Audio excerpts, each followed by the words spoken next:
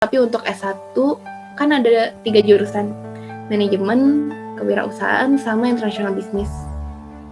Kalau yang kewirausahaan itu kadang di Gelap Nyawang, tapi kadang juga di Jatinangor, ada lagi gedungnya.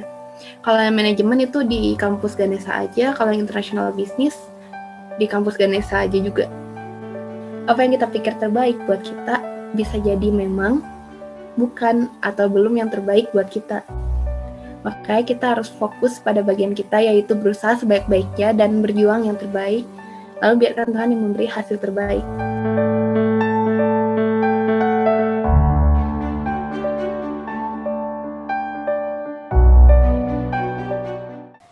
Saya harap semuanya sudah siap ya untuk membahas materi yang sangat menarik sekali pada sore hari ini, yaitu tentang banyak jalan menuju mahasiswa baru mempersiapkan SBMPTN atau UTBK.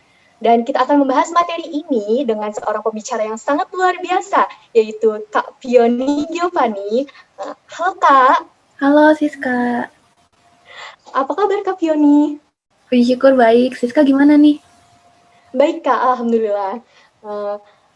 Barangkali ada sepatah dua patah kata yang ingin kakak sampaikan di awal acara ini. Ya, Oke, terima kasih sebelumnya untuk Studenesia yang udah memberi kesempatan buat aku sharing hari ini. Dan buat teman-teman juga yang hadir maupun menonton, semoga sharing hari ini bisa bermanfaat buat teman-teman. Semangat ya. Baik, tak kenal maka tak sayang ya teman-teman. Sebelum penyampaian materi, izinkanlah saya untuk menyampaikan CV singkat dari Kak Fioni Giovanni ini. Beliau ini merupakan dosen paruh waktu dengan riwayat pendidikan SMP Santa Angela angkatan 2011 sampai dengan 2014, SMA K2 BPK Penabur Bandung angkatan 2014 sampai dengan 2017, dan Sekolah Bisnis Manajemen Institut Teknologi Bandung angkatan 2017 sampai dengan 2020. Dengan sebuah kehormatan dan penghargaan yang sangat luar biasa didapat beliau, di antaranya yang pertama itu Ganesha Award 2019 sebagai penerima ITB Karsa. Yang kedua, penerima beasiswa penuh Tamasek Yayasan Spesialis Internasional Aksi dan Kepemimpinan Komunitas Program Exchange TFI Scale. Dan yang ketiga yaitu juara 1 PGSD Fakultas Ilmu Pendidikan Kompetisi Esai Nasional Universitas Pendidikan Indonesia. Dan yang terakhir sebagai Invest, inisiator proyek terbaik Festival Inovasi 2019. Wow, sangat luar biasa sekali Kak Fioni. Baik, sebelumnya mohon izin ya, perlu juga saya ingatkan bahwa pemaparan materi akan disampaikan dalam waktu selama 30 menit. Dan kepada teman-teman yang kemudian hadir, boleh untuk menyimak dengan baik. Kalau begitu, langsung saja saya persilahkan kepada Kak Fioni Giovanni untuk menyampaikan materinya. Waktu dan tempat, saya persilahkan, Kak. Oke, terima kasih Siska untuk sambutannya. Halo teman-teman semua, ini aku sambil share screen dulu ya. Tadi aku sempat lihat nih di chat, katanya udah gak sabar denger Kak Fioni pidato. Wah, tapi hari ini aku nggak mau pidato. Aku maunya sih bisa interaktif. Jadi nanti kalau misalnya aku ada tanya-tanya, tolong dijawab ya, open mic aja nggak apa-apa, mau di chat juga kalau malu nggak apa-apa. Oke, selamat sore teman-teman. Selamat datang di webinar Studenesia.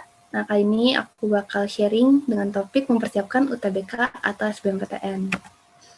Oke, jadi tadi udah dikenalin secara singkat dengan Siska, tapi nggak apa-apa, kenalan lagi, siapa tahu lupa. Halo semuanya, jadi aku Fioni Giovanni, biasa dipanggil Pio. Aku merupakan alumni dari ITB angkatan 2017. Jadi ini sekilas profil aku pas mahasiswa. Dan sekarang aku sedang bekerja full-time di sebuah startup pendidikan namanya Kewirus. Jadi dia itu startup edutech yang bergerak di bidang entrepreneurship. Terus aku juga lagi jadi dosen tutor di SBM ITB. Dan sekarang juga lagi persiapan S2, plus jadi brand ambassador di Fuji Global 5. Itu tuh lembaga pelatihan kerja buat kalian yang mau lanjut studi atau kerja di Jepang. Jadi ada kelas bahasa Jepangnya gitu. Terus aku juga content creator di Instagram sama YouTube. Aku ini orangnya emang banyak mauin, jadi apapun diambil aktivitasnya. Oke, riwayat pendidikan tadi udah disebutin juga. Aku alumni SMAK 2 BPK Penabur Bandung. Terus kemarin kuliah di School of Business and Management, jurusan Management, konsentrasinya Management of Technology and Innovation. Oke. Jadi, pengalaman SNMPTN. Sebenarnya sih aku sebelum daftar tuh udah ditolak teman-teman. Jadi waktu hari pendaftaran pas aku login ke akun LMPT ya. Oh, LTMPT, aku keluarnya tulisan kayak gini. Mohon maaf, Anda tidak berhak mengikuti SNMPTN 2017. Silakan mengikuti SBMPTN 2017. Aku kaget guys. Mungkin bisa relate kali ya sama teman-teman yang kemarin belum lulus SNMPTN, tapi kayaknya apa ya, aku ngerasa lebih sakit aja gitu, belum juga milih jurusan udah ditolak. Terus ya sedih sih pasti banget, insecure apalagi. Terus kayak berarti aku 50% terbaik di sekolah dong peringkatnya. Jadi kita senasib ya buat teman-teman yang nggak lolos, gak apa-apa. Aku bakal ceritain perjalanan aku setelah ditolak daftar SNMPTN. Jadi setelah ditolak itu aku auto ke Gramedia pulang sekolah, langsung cari buku SBMPTN. Yang dimana aku jadi bersyukur sih udah ditolak duluan. Kalau nggak mungkin aku bakal santai-santai sama pengumuman. Terus ya karena waktu itu aku belum nanya-nanya juga ke kakak kelas soal SBMPTN, aku masih ngeblank gitu. Ya udah aku ambil satu buku aja yang katanya paling best seller. Aku juga lupa buku apa. Terus sejak saat itu aku jadi belajar tiap hari di kelas. Pas orang lain ngerjainnya buku ujian nasional, dulu kan masih ada UN. Aku belajarnya dari buku SBMPTN karena waktu itu aku mikirnya ini lebih urgent daripada UN. Dan puji syukur materi juga mencakup sih sebenarnya, cuma lebih susah gitu. Terus sejak saat itu juga aku jadi sering ikutan tryout. Ada tryout apapun aku ikut, aku hajar. Biar aku kebayang gitu soal SBMPTN kayak gimana sih. Soalnya di sekolah kan kita nggak diajarin soal SBMPTN. Dan di sekolah aku juga nggak ada sosialisasi gitu soal SBMPTN seperti apa. Terus setelah lulus UN, aku memutuskan untuk ikut bimbel intensif 1 bulan. Kenapa? Karena sama belajar mandiri berbulan-bulan itu sebelum lulus, aku lost gimana ya, kayak bingung gitu lah. Nggak ada yang ngajarin, terus aku sebenarnya ngerjain dari buku, kurang nangkep juga. Tapi karena bimbel yang 3 bulan dan durasinya lama itu mahal, ini aku mutusin ada 1 bulan aja. Itu pun karena nggak enak ke orang tua aku mutusin buat berhenti les piano. Aku ikutan bimbel aja deh soalnya prioritas. Nah, terus di bimbel sendiri itu sebenarnya kelasnya pagi sampai siang. Aku ambil yang jam 7 pagi, dia beresnya jam 11 siang. Tapi aku lanjut belajar mandiri sampai jam 7 malam. Tiap hari kayak gitu. Karena apa ya, aku ngerasa kepepet. Jadi aku waktu itu mengambil keputusan SBMPTN lolos atau aku gap year. Aku nggak ngambil cadangan, biar aku lebih serius aja nyiapinnya. Dan itu tiap hari benar-benar perjuangan banget. Aku sampai ngerasa kayak aku paling rajin seumur hidup sekarang deh. Mungkin teman-teman yang lagi mempersiapkan SBMPTN juga bisa relate kayak tiba-tiba jadi rajin. Tapi emang harus kayak gitu teman-teman. Karena kalau sistem kebut semalam itu susah banget dan aku tahu aku bukan orang jenius yang langsung bisa gitu. Jadi nyiapin dari jauh-jauh hari dan mungkin terlalu ngeforsir juga sampai di suatu titik pas 2 minggu menjelang SBMPTN itu aku sakit, aku muntah terus berdarah gitu. Pas ke dokter katanya lambung aku lecet gara-gara mahnya kumat karena stres dan makannya nggak teratur. Dan ini jangan ditiru ya teman-teman, jagalah kesehatan kalian. Nanti kalau sakit nggak bisa ikut SBMPTN. Nah, singkat cerita, menjelang SBMPTN, puji syukur aku udah sehat lagi. Terus pas SBMPTN, bawaannya pasrah kali ya. Tapi aku keep in mind sih, kayak aku udah lakuin yang terbaik, ya hasilnya berserah aja deh. Pasti dapat yang terbaik juga. Dan singkat cerita, puji syukur aku keterima di Sekolah Bisnis dan Manajemen ITB. Itu aku nggak nyangka banget sih. Dan itu mungkin pertama kali aku menangis karena terkejut. Seperti itu. Nah, dari pengalaman aku udah rangkum beberapa tips untuk mempersiapkan SBMPTN. Di sini aku bagi 2, ada do's and don'ts. Jadi apa yang sebaiknya dilakukan dan apa yang sebaiknya tidak dilakukan. Okay, let's get started. Yang pertama, kenali siklus belajar. Nah, perlu dipahami kalau siklus belajar tiap orang itu pasti beda-beda, teman-teman. Ada yang dia bisa di drill terus berjam-jam, kayak aku dulu dari pagi sampai malam, tapi ada juga yang misalnya sejam terus udah nggak konsen, harus ngapain dulu, refreshing 15 menit, balik lagi, ngerjain lagi. Kalau aku sendiri nggak bisa yang kayak tipe 2, soalnya aku kalau udah sekali refreshing udah meleng, nggak bakal belajar lagi. Jadi dipahamin aja siklus belajarnya.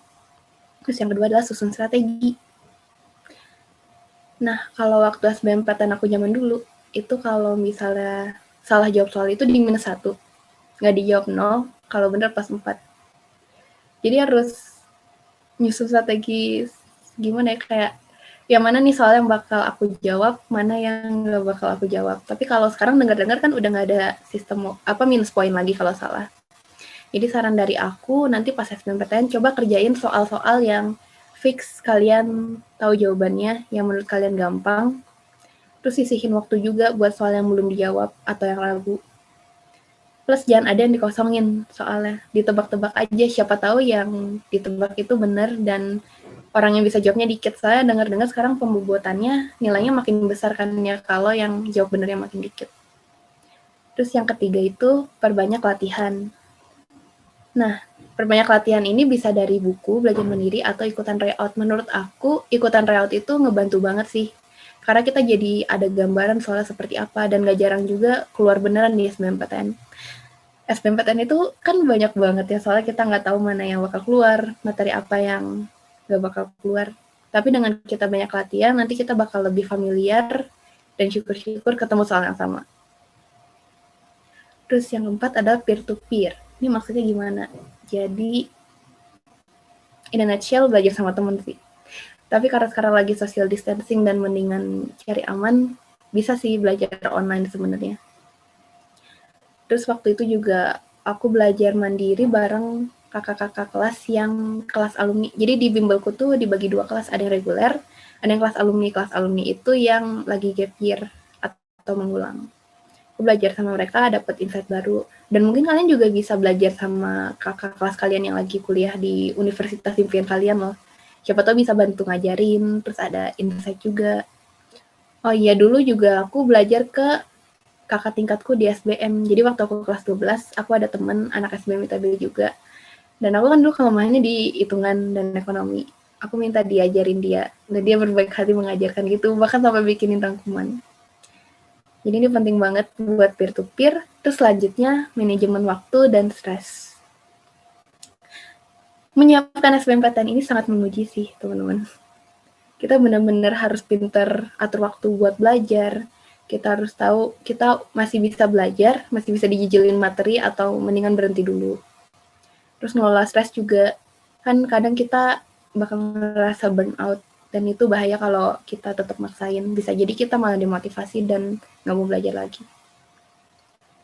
Jadi harus pintar-pintar kenalin diri sendiri lagi, diatur waktunya, dan stresnya juga dikelola dengan baik. Dan yang keenam adalah berdoa.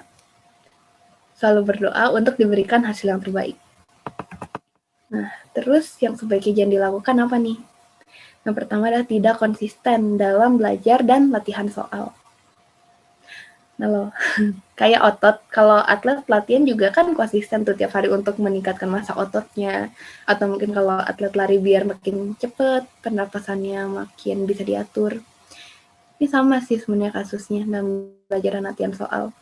Dengan kita konsisten, harusnya kita lebih kuat gitu, makin lama makin kuat belajar dalam waktu yang lebih lama, atau makin konsen. Dan itu tuh perlu proses, nggak bisa sehari jadi. Kayak candi apa? Yang sehari langsung jadi? Ada yang bisa jawab gak? Ayo, candi apa?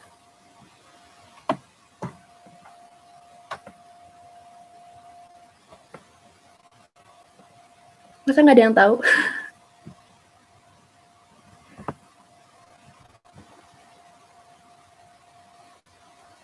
Candi Sewu. Iya gitu. Tapi ini nggak bakal ditanya di SBMPTN sih, jadi kita lupakan saja itu. Terus yang kedua adalah terlalu memforsir diri.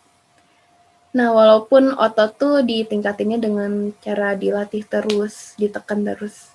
Tapi pada suatu titik, dia bakal jadi rusak karena tekanannya tuh terlalu besar.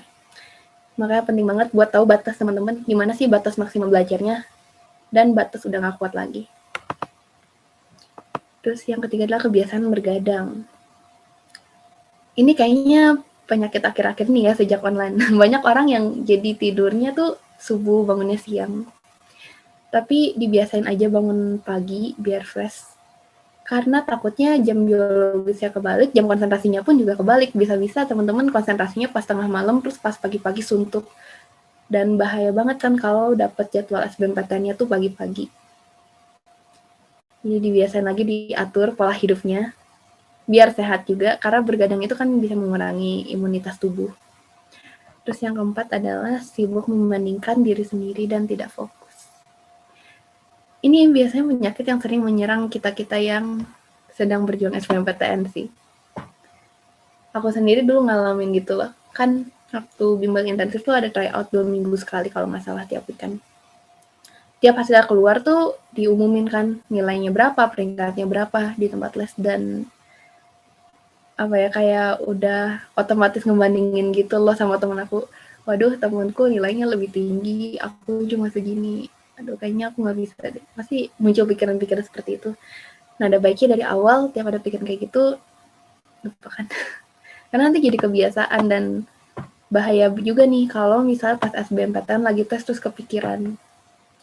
Karena pas waktu tes itu harusnya kita enjoy aja sih. Kayak oke, aku udah persiapan nih, aku udah belajar ini itu, udah kerjain aja. Yang aku bisa, wah aku tahu jawabannya, hebat. Tapi kalau nemuin soal yang bingung, gak tahu gimana jawabnya, ya udah skip aja dulu yang lain. Pokoknya keep enjoy aja pas tes. Dan kesampingkan dulu pikiran-pikiran negatif tersebut. Kalau udah beres tes SBMPTN, ya nggak apa-apa lah. Yang penting tesnya udah beres. Okay, next. Saran mengatasi kegalauan setelah kegagalan. Ini berlaku nggak cuma setelah gagal SNMPTN, tapi juga berlaku kalau misalnya nanti amit-amit gagal SBMPTN atau M. Pertama itu perspektif kita. Gagal itu good or bad sih, bagus atau buruk. Mungkin selama ini kita hidup di tengah masyarakat yang menganggap bahwa kegagalan itu sesuatu yang memalukan atau jelek dan semacamnya. Tapi balik lagi, yang punya pikiran itu kan diri kita sendiri. Kita mau memandangnya ini bagus atau jelek nih. Apakah dengan kegagalan ini, hidup kita berakhir, udah nggak bakal sukses? Atau bahkan ternyata kegagalan tersebut merupakan batu loncatan untuk mencapai kesuksesan yang lebih tinggi di masa depan. Yang mana coba? Karena perspektif itu bakal nentuin tindakan kita ke depan, teman-teman. Cara kita memandang segala sesuatu itu pasti nentuin tindakan kita ke depan. Dan aku sering banget ngalamin kegagalan, dan aku yakin banyak orang yang dianggap sukses sama orang lain pun dia ngalamin kegagalan dulu sebelumnya. Plus mereka juga bangkit. Karena kalau nggak bangkit, nggak mungkin tuh mencapai kesuksesan. Terus yang kedua itu fixed mindset ke growth mindset. Ada yang tahu fixed mindset dan growth mindset itu bedanya apa? Kalau nggak tahu, coba kasih reaction ketawa. Bener kan ya ketawa nama reaction? Oke. Jadi buat teman-teman yang belum pernah dengar, kalau fixed mindset itu singkatnya itu pemikiran kalau segala sesuatunya tuh fix gitu, tetap kayak bakat kita, kemampuan kita cuma segini, tetap kita nggak bisa suatu hal itu fix, udah nggak bisa diapa-apain lagi, no debat. Singkatnya gitu. Sedangkan growth mindset itu tuh pemikiran yang kita tahu kelemahan kita apa, kita tahu kemampuan kita sejauh apa, dan di situ ada room for improvement. Ada ruang untuk berkembang. Seiring waktu tuh bisa dikembangkan kok, nggak fix. Bakatnya cuma segitu. Nah, jadi mendingan kita rubah fixed mindset ke growth mindset dulu supaya kita juga lebih semangat nih buat ngejar segala sesuatu. Aku pun kelemahannya juga banyak, dan sama kuliah ngerasa banget sih kelemahanku tuh jadi sesuatu yang berat buat kehidupan aku sehari-hari di sana. Tapi aku selalu mikir, oke, aku nggak bisa hal ini, tapi aku bisa tingkatin, dan di satu sisi kemampuanku yang lain pasti bisa nutupin kelemahan ini juga. Dan dengan adanya growth mindset ini, biasanya kita jadi lebih tahu gitu sebenarnya kita berpotensinya di mana sih, hal apa yang sebaiknya kita kejar dan prioritaskan. Dan yang terakhir adalah terfokus ke kesuksesan masa depan. Ibarat olimpiade atau lomba lari. Anggaplah kegagalan itu kita jatuh terjebak gitu. Nah, di situ kita punya dua pilihan buat fokus. Fokus kepada kaki kita yang sakit itu, meraung, sedih, menunggu P3K nyamperin, atau kita fokus ke garis finishnya dan kita lanjutin pertandingannya sampai beres. Itu semua pilihan ada di tangan kita. Mungkin kita sering down gitu dengar pendapat orang lain atau kata-kata orang lain yang bilang, udah kamu mah nggak sanggup. Mending ambil pilihan yang A aja atau B aja, tapi jangan kesini. Ini baik kok buat memberi saran. Iya sih, orang lain memang berhak memberi masukan, kita juga nggak bisa ngatur gitu orang lain mau bilang apa. Tapi yang bisa kita atur adalah fokus kita sendiri dan apa yang mau kita lakukan. Jangan sampai karena kita nurutin perkataan orang lain, tapi kita sendiri menyesal karena nggak melakukan apa yang sebenarnya kita pengen. Oke, dan ini ada quote sedikit pesan dari aku buat teman-teman. Apa yang kita pikir terbaik buat kita bisa jadi memang bukan atau belum yang terbaik buat kita. Makanya kita harus fokus pada bagian kita, yaitu berusaha sebaik-baiknya dan berjuang yang terbaik, lalu biarkan Tuhan yang memberi hasil terbaik. Karena baik lagi kita kan cuma manusia. Yang tahu yang terbaik buat kita kan pencipta kita sendiri. Bisa jadi apa yang kita pikir terbaik, pas kita dapat ternyata bukan terbaik, malah jadi menderita daripada kita menerima kegagalan yang dulu bukan. Jadi, keep fighting, dan terus jalani hidup dengan bahagia. Oke, mungkin sharing singkatnya sekian dari aku. Kalian bisa follow sosial media aku di Instagram @fionigiovanni atau YouTube Fioni Giovanni untuk lebih banyak inspirasi dan motivasi. Kebetulan di YouTube aku membahas soal education, terus bahas soal dunia kampus juga. Tapi lebih konsentrasi di YouTube sih daripada di Instagram. Sekian dari aku, thank you semuanya. Baik, terima kasih Kak Fioni memaparkan materi yang sangat keren sekali ya. Ternyata perjalanan hidupnya itu ada suka, ada dukanya.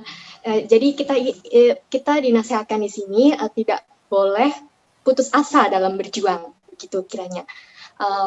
Untuk memanfaatkan waktu yang tersisa, akan saya lanjutkan pada sesi tanya jawab. Ya baik, ini ada pertanyaan dari Garika. Akan saya bacakan. Kak mau tanya seputar seleksi ujian mandiri ITB sekarang bagaimana ya Kak? Oke, kenapa ujian mandiri nggak coba SBMPTN dulu? Nggak apa-apa sih kalau nggak dapet SBMPTN bisa ujian mandiri. Nah, untuk seleksi ujian mandiri sebenarnya bisa dicek di laman resminya. Di situ infonya lebih fix. Dan kebetulan waktu angkatanku belum ada ujian mandiri dulu.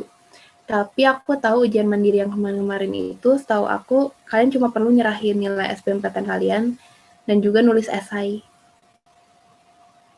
Esainya biasanya seputar kenapa kalian mau masuk ITB dan semacamnya. Mungkin dipikirin aja baik-baik, kayak misalnya karena jurusan yang aku mau ada di ITB dan sistem pengajarannya, atau mungkin fasilitasnya. Kira-kira begitu. Baik, mungkin dari saya dulu ya Kak ya. Apa sih Kak langkah strategis itu untuk belajar UTBK dengan benar? Ada enggak kira-kira apa gitu? Langkah strategis untuk belajar SBMPTN dengan benar. Kalau dari aku sih tadi konsisten aja. Dan untuk sistem belajar sendiri itu sebenarnya sangat customable sesuai kalian masing-masing. Karena ya strategi belajar itu nggak bisa diterapin ke semua orang karena siklus belajarnya tadi beda-beda. Jadi paling tadi kenalin dulu siklus belajar, terus juga diatur sendiri aja yang paling efektif mana. Kalau kalian butuh bantuan, kalian juga bisa ke keluarga kalian atau mungkin teman-teman terdekat supaya jadi support system. Oke, baik, terima kasih Kak. Ada yang masuk lagi pertanyaan dari Hasna. Kak, kalau ujian mandiri itu biasa dapat beasiswa atau enggak? Kalau setahu aku, kalau butuh bantuan dana itu bisa langsung ke ITB-nya, ada lembaga kemahasiswaan, dan sekarang itu kan ada yang namanya Kartu Indonesia Pintar. Dia juga berlaku untuk ujian mandiri setahu aku. Kalau ada itu, UKT-nya langsung otomatis nol. Tapi jangan takut soal biaya sih teman-teman sebenarnya. Karena di ITB itu banyak beasiswa dan lembaga kemahasiswa pun pasti bakal bantu kita ya.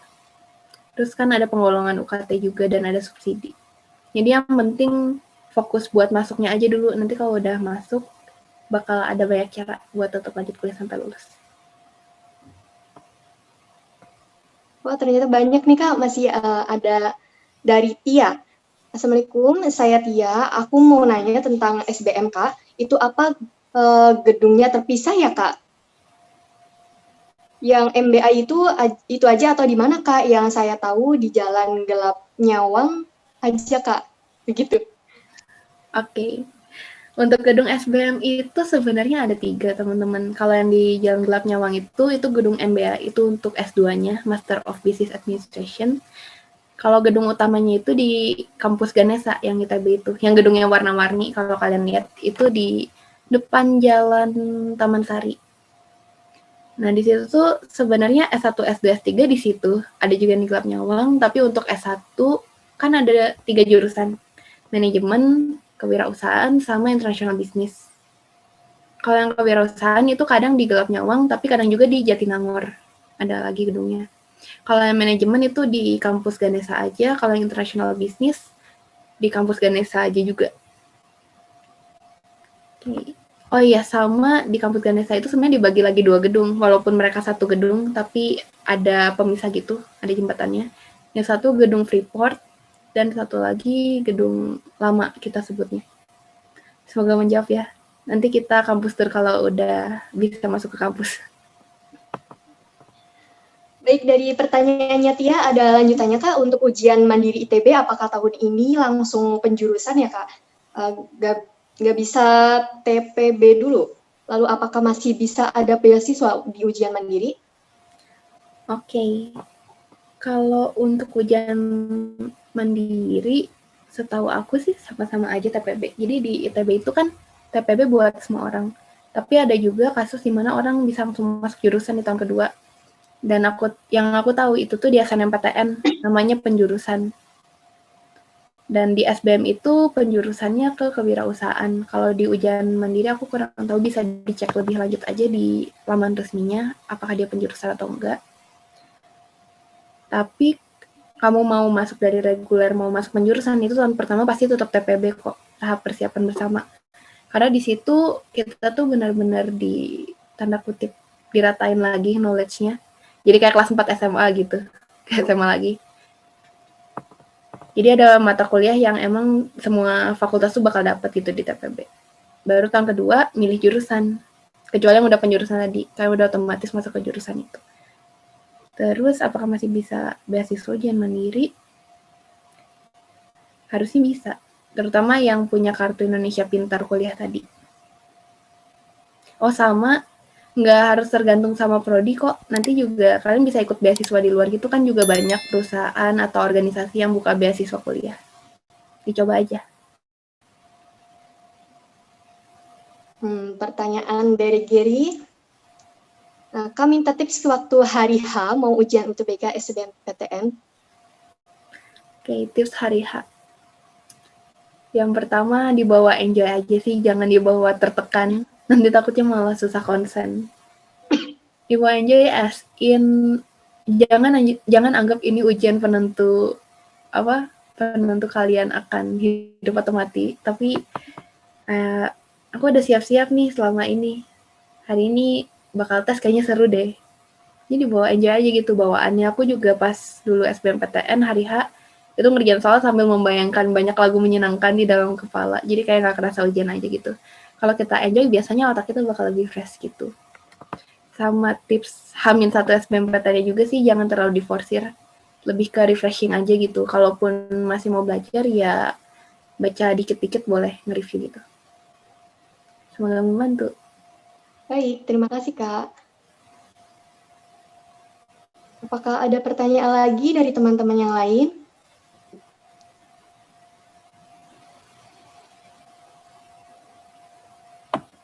Mungkin dari Tomo atau Mirza? Maaf salah, Hasna? Pada off-cam semua ya?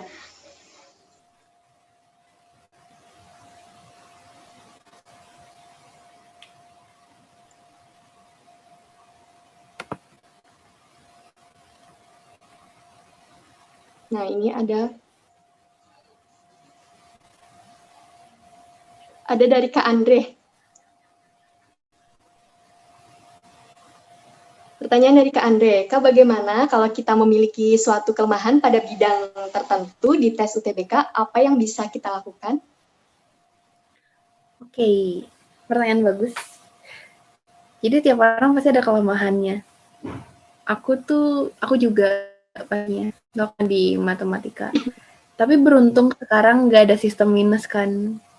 Kalau dulu ada sistem minus dan aku takut banget sama matematika. Terus yang aku lakukan adalah ini aku dapat dari wali kelas aku waktu bimbel. Katanya, oke, kamu udah tahu lemahnya di matematika dan ekonomi kalau nggak salah. Tapi kamu lebihnya di sosiologi, sejarah ini. Kamu tingkatin aja yang menurut kamu bisa atau nguasain. Jadi kan kita udah makin deket nih ke SBMPTN. Aku setuju sih. Mata pelajaran yang kita lebih kuasain, latihan lebih banyak, tingkatin terus. Siapa tahu bisa dapet nilai sempurna bener semua. Terus kalau yang lemah, kita jangan terlalu fokus ke situ, tapi mencapai standar normal aja. Kayak, ya bisa jawab beberapa soal, oke lah. Jadi fokusin sama kelebihan kita dulu. Nanti pas siksa waktu, baru kita kerjain yang kurang bisa. Dan ditebak, mudah-mudahan bener.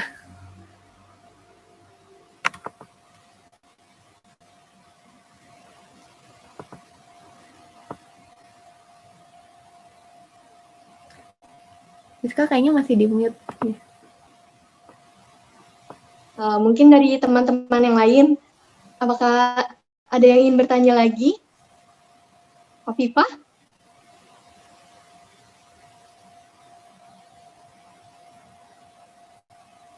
Atau Wafa? Wafa, ada yang ingin ditanyakan, Wafa?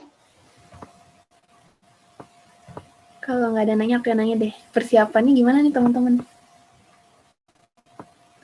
Oh, ada yang nanya ternyata.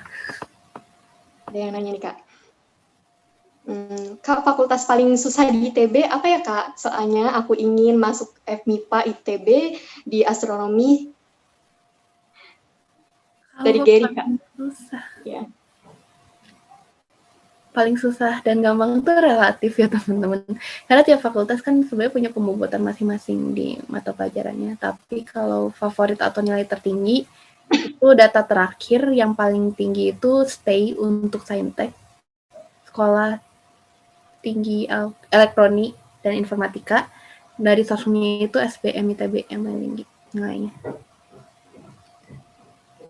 Oke. Terus di website ITB juga kalau nggak salah ada ditulisin gitu kesulitan relatif kayak sangat sulit, sukar, sangat sukar gituan. Tapi ya mau itu susah atau enggak, menurut aku kalau emang kita niat masuk ke situ, perjuangin aja dulu. Siapa tahu masuk. Semoga lolos ya. Semangat. Astronomi seru nih, bintang-bintang. Ini ada pertanyaan lagi dari Kak Andre. Jika kita melakukan persiapan secara mandiri, apakah Kakak ada tips seperti buku atau rekomendasi teknik belajar secara mandiri yang efektif? Oke, kalau buku, aku seperti ada rekomendasi sih. Jadi dulu tuh aku tahu dari temanku yang di kelas alumni, itu pakai buku sistem kebut semalam yang kecil. Dulu tuh aku kan soshum, itu tuh warna kuning bukunya. Ukurannya segini lah kalau nggak salah. Kecil banget tapi tebel. Di situ lengkap banget materi soshumnya dan kayaknya sainteknya juga. Coba gambarnya ada gak ya? Ntar coba aku bukain.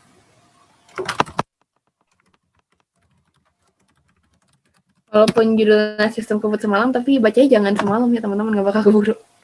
Aku pun waktu itu belinya sekitar beberapa minggu sebelum SBMPTN, nggak kebaca semua sih. Sebentar aku share screen.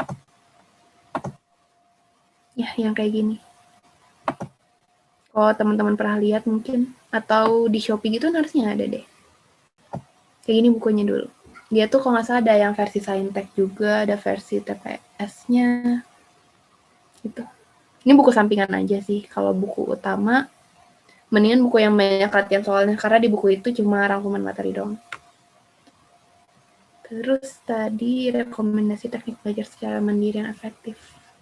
Nah itu diserahin lagi ke masing-masing Biasanya sih kalau secara luas ada 2 tipe, ada tipe yang dia tuh bisa fokus berjam-jam di drill, tapi setelah itu refreshing. Kayak dulu aku di drill dari jam 7 pagi sampai 7 malam, terus pulang ke rumah aku nggak mau belajar lagi, aku main game aja gitu. Terus pagi baru belajar lagi. Tapi ada juga yang dia baru konsennya sekitar 1 jam, harus refreshing dulu, terus baru bisa belajar lagi.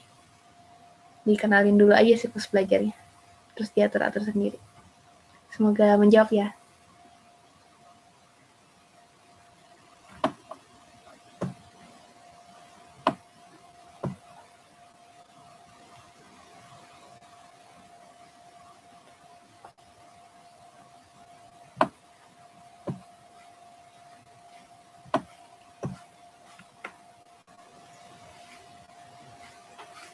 Oke, pertanyaan selanjutnya yaitu dari Tia Safira. Kak, kalau sekolah bisnis manajemen lebih mengutamakan skor pengetahuan kuantitatif sama ekonomi atau bagaimana, Kak?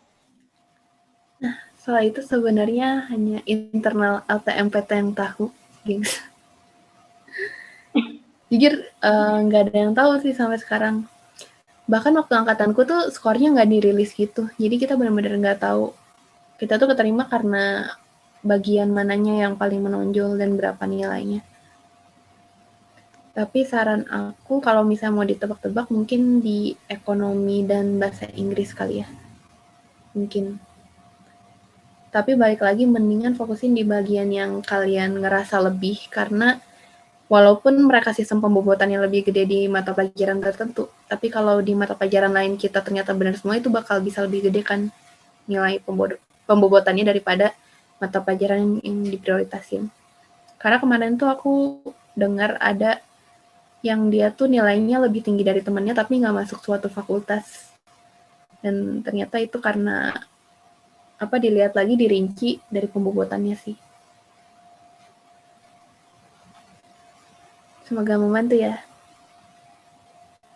Selanjutnya dari Hasna, stay itu susah banget ya, Kak? Lebih baik sistem informasi atau teknik informatika? Ya, susah tidak relatif, tapi kalau fakultas favorit atau aku iya, lebih baik sistem informasi atau teknik informatika itu balik lagi ke minat kamu. Karena kan di ITB itu tahun kedua tuh baru masuk penjurusan. Dan sebenarnya bagus juga sih tahun pertamanya TPB, jadi kita bisa lebih tahu gitu kita minatnya kemana sih. Karena kan kalau teknik informatika tuh lebih ke coding, sedangkan sistem informasi itu ada manajemennya dan lebih ke sistem. Di TPB tuh ada beberapa mata kuliah yang ngarah ke jurusan gitu, jadi kita tahu kita minatnya di mana sih. Plus nanti tahun pertama kalian juga rebutan sebenarnya kan jurusan tuh ada kuotanya. Jadi itu udah beda cerita lagi sih. Yang penting berjuangin SBMPTN-nya dulu aja, masuk dulu. Nanti pas udah di sananya ada tipsnya lagi. Di lain waktu mungkin bisa sharing.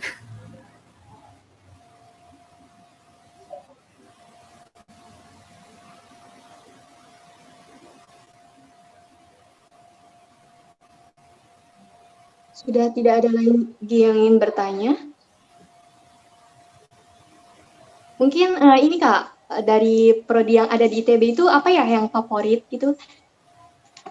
Yang favorit kalau yang aku dengar-dengar di Saintek itu teknik informatika, terus teknik kimia, arsitektur, atau sebenarnya tiap fakultas ada jurusan favorit itu sendiri sih.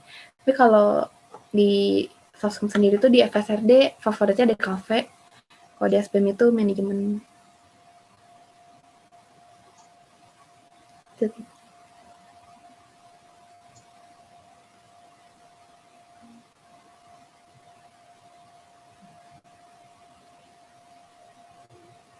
Ya baik, jika tidak ada yang ingin ditanyakan, sebelumnya masih ada yang ingin ditanyakan? Oh, ini ada lagi nih, dari Hasna yang paling jarang diminati di ITB itu apa Kak? Maksudnya fakultasnya gitu. Iya mungkin. Hasna, bagaimana? Ya. Ya mungkin kayak gitu Kak, yang paling jarang diminati di fakultasnya. Itu sebenarnya relatif ya tiap tahun karena semua orang tuh nyari gitu di Google fakultas yang paling jarang diminati di ITB. Terus mereka jadi daftar ke situ semua, terus jadinya nggak terlalu terus jadinya tidak nggak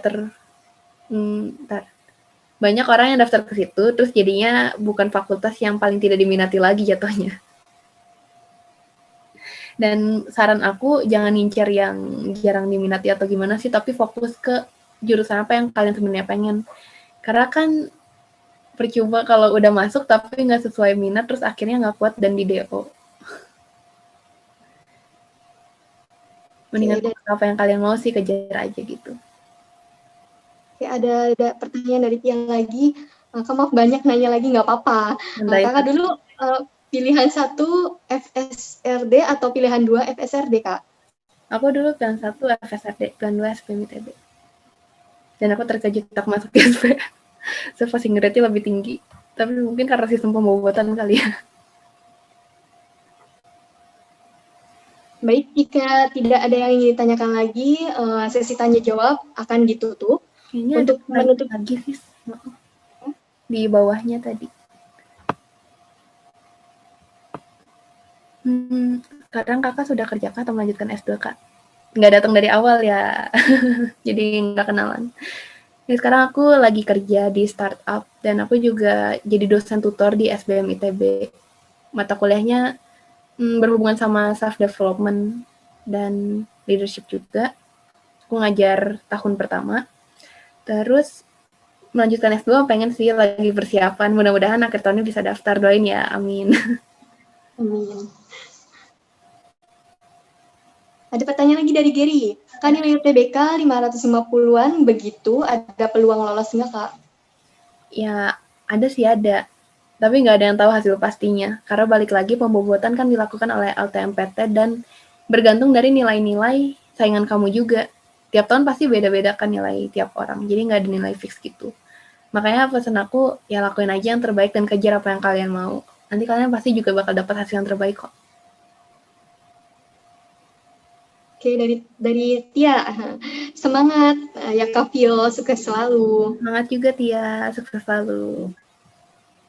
Sama-sama. Oke, terima kasih teman-teman semuanya. Jika tidak ada yang ingin ditanyakan lagi, sesi tanya jawab akan saya tutup.